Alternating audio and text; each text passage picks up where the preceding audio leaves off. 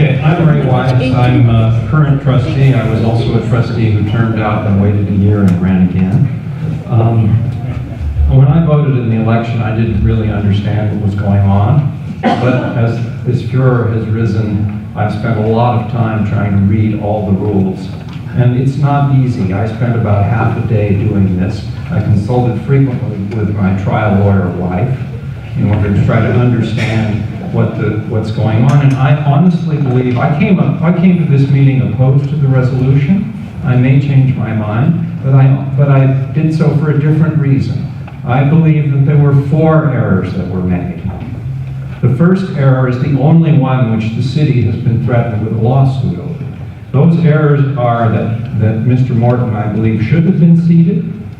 Mr. Ovanesov, when he resigned after having been duly elected, should not have had another candidate on the ballot take his place.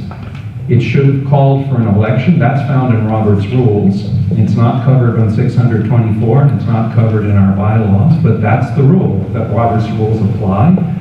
The next thing that was an error was that neither Mr. La Cava nor Mr. Fitzgerald were duly elected, in my opinion, reading all those rules. I don't expect the electorate to have read all those rules. I don't think any of us spent 6 hours before we went to vote dredging up all this stuff and reading it. So a lot of mistakes were made. And the 4th mistake was that the second election was held under dubious circumstances because it was based on the 3 previous errors.